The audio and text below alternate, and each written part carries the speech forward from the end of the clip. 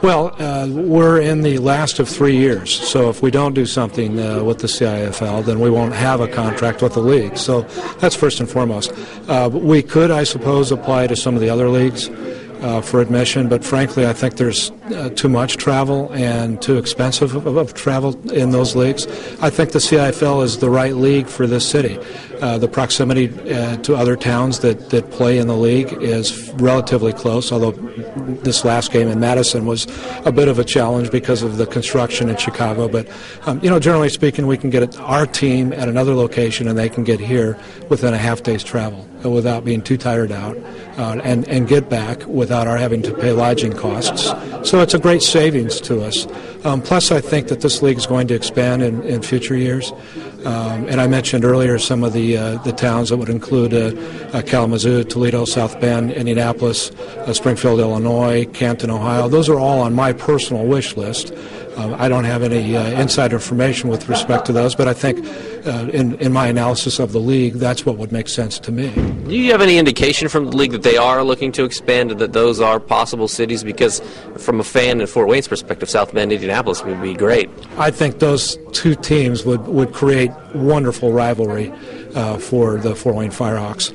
I can tell you that the commissioner not only is open-minded to expansion, but I think he wants to be aggressive about it. And I think there's a real possibility we'll see expansion. Now, we currently have 6 teams, so if we added 6, that would double the size of the league.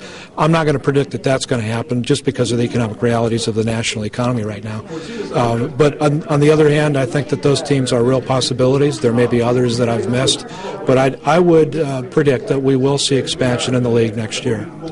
Do you think that this kind of silences some fans? Because of the history of indoor football in Fort Wayne, people are skeptical at points, but do you think that this helps solidify that there is a future for this Firehawks team?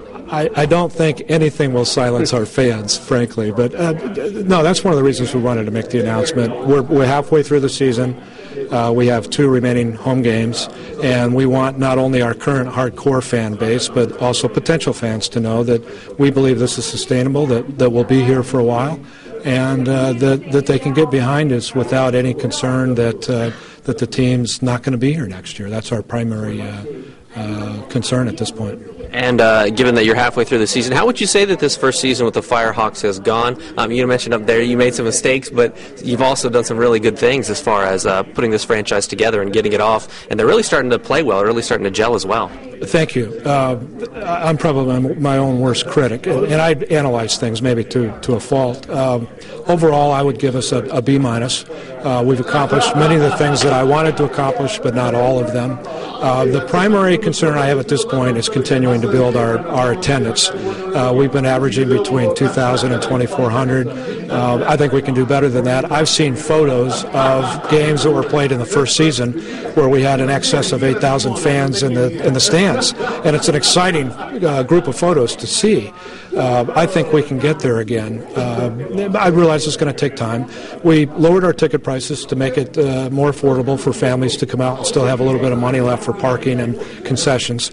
So to that end, I want to say we've done almost everything we can do. I would like to have a better win-loss record. But as you say, the team is starting to play well, and I think the future is bright. I'm not going to predict that we'll make the playoffs, but I can tell you that we're going to make every effort to make the playoffs. 4 of the 6 teams are going to be in the playoffs, the top 4 teams. So we're aiming for the playoffs and hoping to get into the tournament this year. All right. Anything else you'd like to add, Mike? No, we just want to send our gratitude out to all the fans for standing by us, and we hope that they can bring friends and relatives to our remaining 2 home games. Coach, just talk a little bit about, obviously today's announcement has to be good because it helps solidify the future of this franchise. Definitely does. It also helps to show the people in the community there's going to be some stability here. There's not going to be any question mark whether the Firehawks going to be here next year or not, or the following year. It's just showing more of a commitment that we have, not only with the league, but also with the city and Fort Wayne. Talk about what you guys have been able to do on the field, because started off a little rough, but you guys have started to find a groove here the past 3-4 weeks.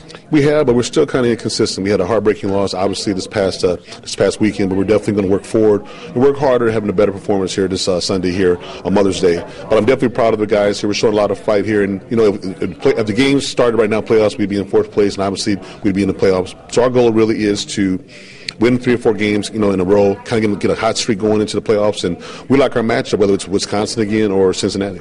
The biggest difference from an outsider looking in, it seems to be quarterback play seems to be a little different. You guys have been more effective offensively and just more efficient in general. Definitely. Coda's been playing very strong for us here. And also, too, I got to tell you, Mike Whitaker played great for us this past game here coming in, especially in some adverse circumstances being on the road. He definitely played very well. I think not having our starting center this past week obviously affected our game, but nonetheless, no excuses. We still have to play better and continue to improve and continue to work hard to practice. Where have you seen the biggest strides that this team and this franchise have made since day one?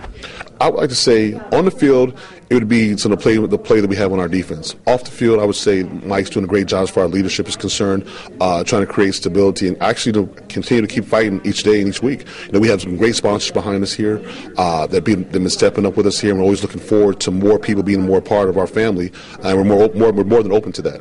Talk a little bit about, after that 49-0 loss to Wisconsin, I was at the next practice, and there were some colorful words used at the beginning of practice. What was that shake-up like? And I did put some life in those guys knowing that, hey, your job is always up for grabs in professional sports. You got that right, and I'm still bringing new players in this week, too. We're going to continue to have a revolving door. It's not that we're trying to make sure we keep mismatching the team, but I want guys to get complacent. I want them to get their best effort. And after seeing that performance we had that time, I was like, the only way to keep their attention was to I did use some colorful language to kind of spark that. But we edited that out.